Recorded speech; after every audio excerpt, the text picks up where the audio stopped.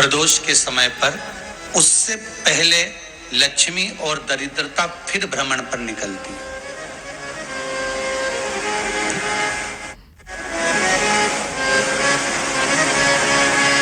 शिव भ्रमण कर कर जब वापिस आ जाते हैं, हिंदू धर्म में पीपल के वृक्ष की जो गणना वराह पुराण में करी गई है, 4 बजे से 7 बजे तक शिव के भ्रमण का समय बताया है शाम को। तो 7 बजे से लेकर फिर रात्रि 9 बजे तक लक्ष्मी और दरिद्रता फिर भ्रमण पर जाती है। इनका एक समय निश्चित है महाराज। भ्रमण कर कर आ जाना। अब इस बीच में जब लक्ष्मी और दरिद्रता दोनों निकल कर जा रही हैं, तो दोनों एक भाव रख कर जाती हैं कि आज हमको कहां प्रवेश करना है।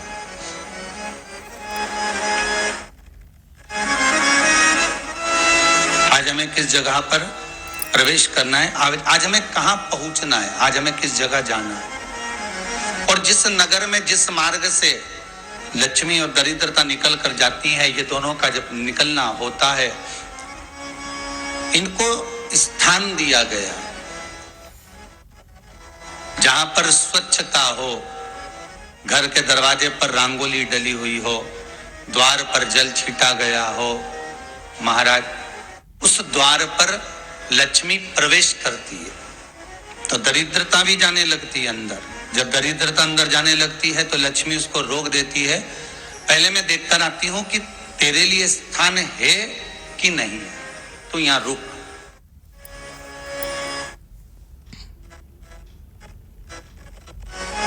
कुछ देर तक दरिद्रता बाहर खड़ी रहती है और लक्ष्मी जी की बड़ी बहन जब दरिद्रता बार बार अंदर जाने का प्रयास करती है तो लक्ष्मी जी कहती हैं, जी तू इतनी बड़ी होकर तुझे मालूम है, तू तेरा सम्मान होना चाहिए, आदर होना चाहिए, और तू अंदर चली जा और कोई तेरा सम्मान ना करे तो कितना बुरा लगेगा, इसलिए तू बाहर खड़ी है। मैं अभी आई। अंदर जाती है और जब लक्ष्मी जी भ्रमण कर लेती हैं, अंदर प्रवेश कर कर आती हैं, और प्रवेश कर कर आती हैं तो दरिद्रता पूछती है चले अंदर। तो लक्ष्मी जी कहती हैं, तुझे मालूम नहीं है क्या जी कि जिस घर में मैं प्रवेश कर जाती हूं उस घर में फिर दरिद्रता नहीं जाती। वचन था, ये तेरा वचन था। अपन दोनों का जब मंगल विवाह हुआ था, मेरा विवाह जब नारायण के साथ में हुआ और तुम्हारा विवाह जब दुसाह मुनि के साथ हुआ, दरिद्रता का विवाह दुसा मुनि के साथ हुआ। जब अपना दोनों का विवाह हुआ था तो अपन दोनों ने एक वादा करा था कि जिस घर में लक्ष्मी प्रवेश कर जाएगी उस दिन फिर दरिद्रता नहीं जाएगी, और जिस घर में दरिद्रता प्रवेश कर जाएगी उस घर में फिर लक्ष्मी नहीं जाएगी। अब जब मैं अंदर देख कर आ गई हूं तो तू अंदर नहीं जा सकती, अर्थात लक्ष्मी के चरण जिस घर में पड़ गए उस घर में फिर दरिद्रता प्रवेश नहीं कर रही। चलते चलते फिर दरिद्रता ने देखा और लक्ष्मी जी इसको लेकर गई, और लक्ष्मी जी ने देखा कि इसके दरवाजे पर जल नहीं छीटा गया, इसके दरवाजे पर ना रंगोली डली है, इसका द्वार साफ नहीं हुआ है, इसके द्वार पर दीप नहीं है, इसके द्वार पर कलश नहीं है, इसके दरवाजे पर ढेर सारा कचरा पड़ा हुआ है, कोई श्वान कोई कुत्ता गंदगी भी कर कर चला गया है, कहीं बिल्ली ने गंदगी कर रखी है, कहीं जीवों ने कुछ गंदा गिरा रखा है। तो फिर लक्ष्मी जी कहती है, जी अब मैं होकर आ गई थी ना, अब तू जा, तू होकर आ। और दरिद्रता प्रवेश करती है तो अंदर जाकर क्या देखती है दरिद्रता कि इतनी सवेरे से मैं घूमने इनके दरवाजे पर आई और ये तो सब चादर तान के चकाचक गुर्राटा भर भर कर सो रहे हैं। तो दरिद्रता कह देती है, तुम्हारा भाग्य ही बेकार है, तो मैं क्या करूं, तुम ऐसे ही सोते रहो। और दरिद्रता गुस्से में बाहर निकल कर आती है, लक्ष्मी से कहती है, लक्ष्मी तू इसके घर में जाना ही मत ही। तो दरिद्रता को कहती है, जी तेरी बात नहीं मानूंगी क्या मैं? लक्ष्मी जी बोली, मैं तेरी बात नहीं मानूंगी, बिल्कुल नहीं जाऊंगी इसके घर में, तू चिंता मत कर, चल आगे चले। फिर आगे बढ़े। ये लक्ष्मी और दरिद्रता का प्रवेश है। आपके घर का द्वार, आपके घर का दरवाजा। फिर निवेदन करूंगा एक बहुत सुंदर बात, हमें महाराष्ट्र से सीखना चाहिए, हमें साउथ से सीखना चाहिए, दक्षिण से। जिस समय पर भक्ति देवी यमुना जी के घाट पर रो रही थी अपने पुत्र ज्ञान और वैराग्य को गोदी में लेकर, समय देवऋषि नारद ने एक प्रश्न किया था कि तुम कहां पर पोषित हुई हो, तुम्हें ऊर्जा कहां से प्राप्त हुई? तो कहा मैं गुजरात से तो चली हूं।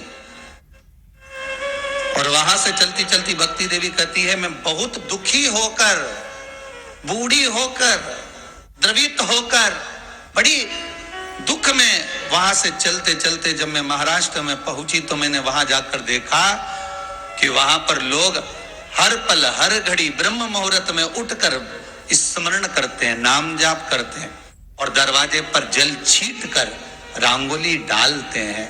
तो कह रही है कि वहां पर मैं थोड़ी अवस्थावान होने लगी, वहां मुझे अच्छा लगने लगा।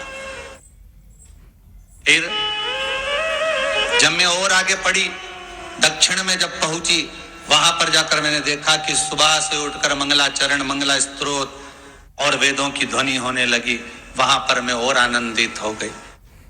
हमें कुछ चीजें महाराष्ट्र से सीखना चाहिए कि वहां रहने वाले जो भगत हैं, वारकरी संप्रदाय के जो भक्त होते हैं, वैष्णव जो धर्म के भक्त होते हैं, उनका नियम है सवेरे के समय घर में पानी है कि नहीं है, पर जब भी वो घर का दरवाजे के बाहर थोड़ा ना थोड़ा पानी तो छींट ही देते हैं।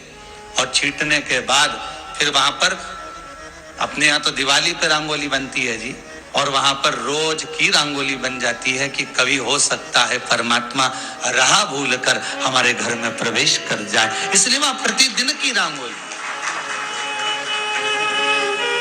प्रतिदिन।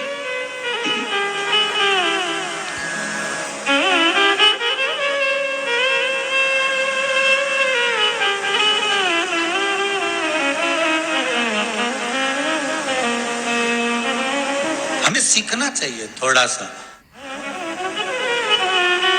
आज के जमाने में तो बहू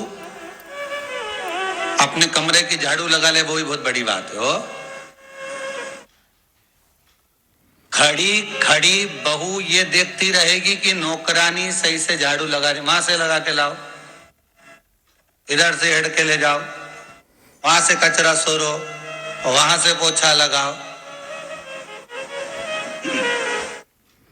खड़ी रहेगी, उंगली से बताती रहेगी, पर इतना नहीं बनेगा कि सेविका से, नौकरानी से, दासी से कह दे कि तू मम्मी पापा के कमरे की लगा ले, मैं मेरे कमरे की लगा लूंगी, तू जा उधर। थोड़ा दया का भाव अगर होता तो उसके मन में भी आता कि मेरी बड़ी सेठानी तो अपनी जगह पर है, पर छोटी तो सेठानी की भी बड़ी सेठानी है जो मुझ पर करुणा करती रहती है। पर बड़ी तो कहे कि बेटा रहने दे, तू उधर ले जा, जब भाभी के कमरे में देख ले जा। उसके बच्चों का बड़ा फैलारा रहता ना, तो उधर देख ले जा, तो जरा उधर, माँ उधर भेज रही है।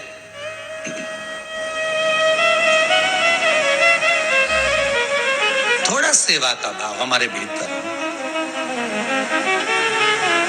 और एक निवेदन तो हमेशा करा है और आप आज भी करता हूं, पूरे घर की सफाई करवाओ, पूरे घर में तुम पोछा झाड़ू जो चाहे करवाओ, मना नहीं है।